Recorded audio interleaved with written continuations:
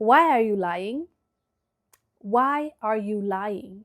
You're a whole president. You're the president of the United States of America, the land of the free.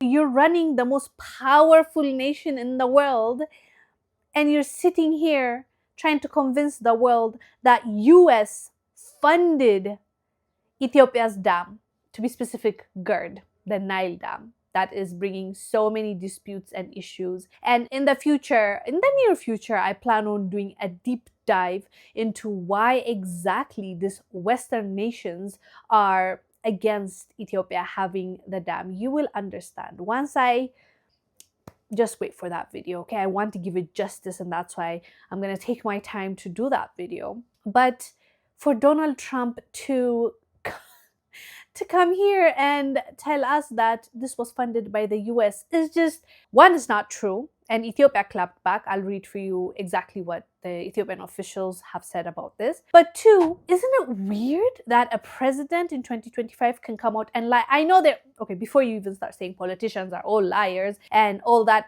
I know, that's part of the job description. I'm kidding. But it's not part of the job description, but that's exactly what they do, right? They lie. They lie to get into office. They lie to us to get our votes. They lie to us after they're in office. They lie to us to stay in office. And that's across the board mostly how politicians are, mostly. So yeah, I know it's not surprising that he's lying, but blatantly lying is a next level thing. Because usually if you've seen politicians lie in a twisted way, in a way where they can get away with it, in a way where at the very least they can play around with the words so you can't come at them because they didn't actually say that per se. You know what I mean? But as we all know, President Trump is not like the others, right? He's different.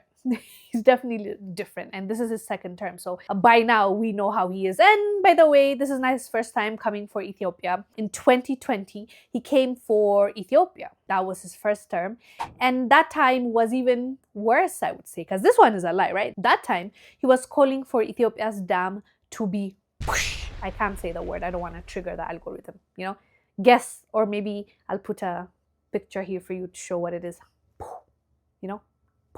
So yeah, like that's a world leader, like a leader talking about another nation, a sovereign nation, about a dam that they're building in their own country and saying these things. This is huge, right? It's going to be seen as a threat, and it was seen as a threat. But that's Trump for you. And in case you missed that, watch this. I want to remind you, in case you missed it in 2020 when he said what he said, watch this.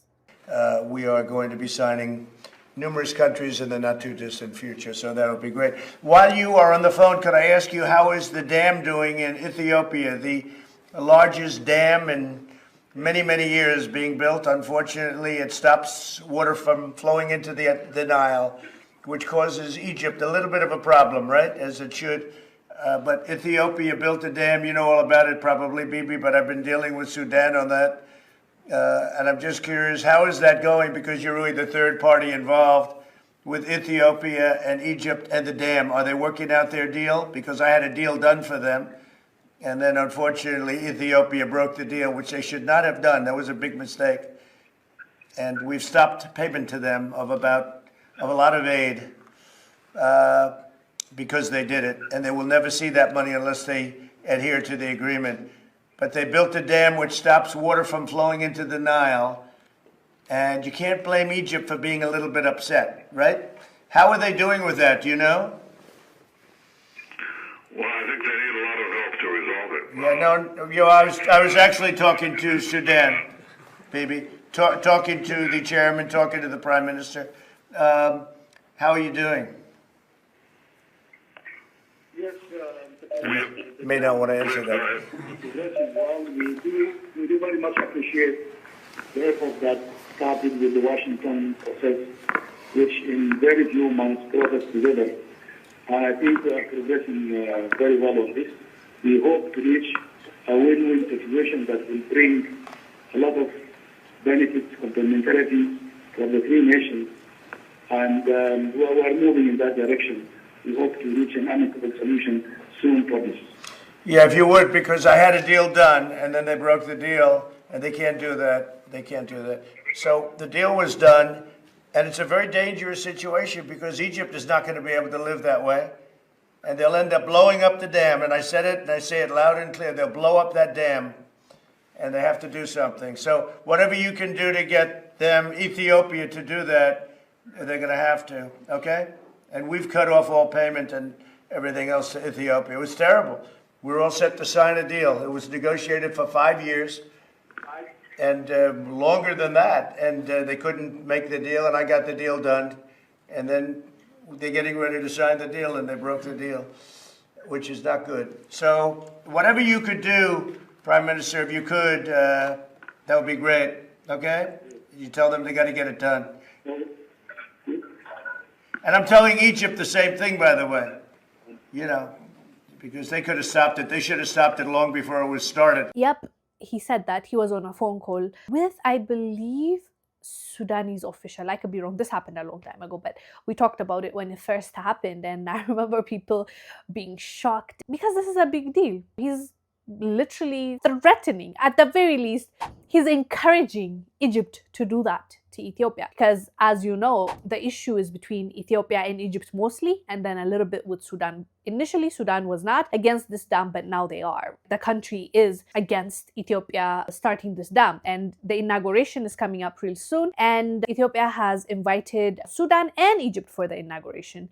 I'm not sure if they're gonna show up, the officials will show up, because they're against it, obviously. And that's why I want to do in-depth story on it, because I don't wanna come here and speak about one side. I want to talk about each side and what it means, not just to Ethiopia, but to Africa to have this dam, but also what does it mean for Egypt, for Sudan, according to the experts at least, right? So it's a big deal. It's a big issue, unfortunately. I wish we can just snap our fingers and make everything easier, and we can get along and everything could be fair, and Ethiopia can benefit, Egypt can benefit, Sudan can benefit, and we can all agree. But as you know, that's not the world we're living in, and especially when it comes to African countries. It's very hard for us to have a conversation, negotiate, and fix our problems ourselves. And this is a conversation we've been having, right? Even now, when Trump said it's mainly funded by the US, and he said he wants to bring a deal between Ethiopia and Egypt, Egypt's president LCC jumped on it, and he was like, oh my God, yes, Trump, come, help us, let's do this. And he even said, you're a leader for peace, standing for... Let me tell you something. It makes me sad to see that the main people that are working against us, right, behind the scenes, the people that are working against us, the nations that are working against us, we go to them to fix our problems for us. They'll put a tape on it when everyone is watching, but behind the scenes, we know exactly what kind of deals are being made, what they're doing, what they're stealing, what they're looting. We know that. We used to say, do you remember a few years ago, we used to say, but our leaders don't know better, right? Or our leaders are just so foolish. Why would they do this? Why would they allow this? In 2025, majority of our leaders have no excuse. They can't fool us that they were naive. There's no way you don't know what's happening. There's no way you have no clue. You are in it. You are in their pockets. You are benefiting from what is going on. That's why you allow the rest of us to suffer, okay? That is 2025. It's not naivety anymore. But anywho, fam, we're gonna, as I said, I'm gonna do an in-depth video about the Nile Dam, because people are confused with the conflict going on, with why Ethiopia and Egypt are going back and forth, and why they couldn't agree on certain things. I've done videos on the Nile Dam before. Maybe I can show you snippets, but I want to do a proper video on it, is what I'm trying to say, from all the perspectives. Because as much as I'm Ethiopian myself, for those of you who are new and you don't know, I'm Ethiopian, I don't want my video to be biased. Although it's hard, I'm not gonna lie, because you see how some countries are very entitled. Like, for example, there are so many times between Egypt's and Ethiopia's negotiation where Egypt completely refuses to see Ethiopia eye to eye. Like, okay, you also might need to benefit from this Nile River that you contribute 85% of, right? 85% contribution to the river comes from Ethiopia. Majority, right? 85, undoubtedly. It's never, okay, let's negotiate so it's going to be a win-win situation. It's always I, me. And obviously, when you look at it, you're like, why can't you try to make it work? Why can't you see even Ethiopians deserve to use and benefit from the God-given natural resource, right, that they have. Imagine with the 85% of contribution to the Nile River, Ethiopian people, 60% of Ethiopian people don't have access to power. Imagine that. Now compare Egypt's economy and Ethiopia's economy. Compare how much Egypt has benefited from the Nile River and how much Ethiopia has benefited. Just compare that. That's why I want to do an in-depth video, so I can also try to be fair. I don't want to just talk about one side. I want to also address why Egypt might feel the way it feels, because it's been benefiting from Nile River for ages without anyone questioning it. And if you remember the British deal, the British gave them the right, so they still want to hold on that colonial deal where it never considered Ethiopia. That's also not fair in my opinion. But as I said, we need to talk about it in depth, because at the end of the day, I want to preach unity. I want to preach all of us working together, benefiting, and I don't want to just take one side, although sometimes President LCC makes it a bit hard. I'm not gonna lie. But yeah, everyone has a right to live, and the Nile is there for a reason. The Nile is there to feed, to give us water, to give us electricity, and why can't we all get along and use it, right? But Trump wants to swoop in and create this drama, make it worse, so he can take the glory, or his country, from the situation. So yeah, it's quite complicated, but at the same time, Trump should not lie, okay? This is what the Ethiopian official said about Trump's lies. Fikirta Tamir, who's the deputy director of the GERD coordination office,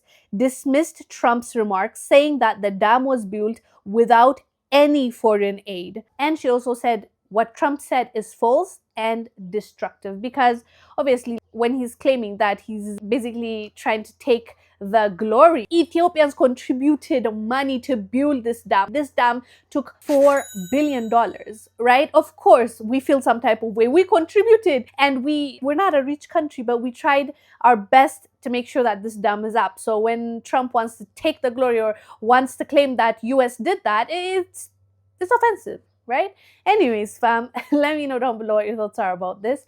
I am Wongel Zelalem. I'll see you on the next one. Bye.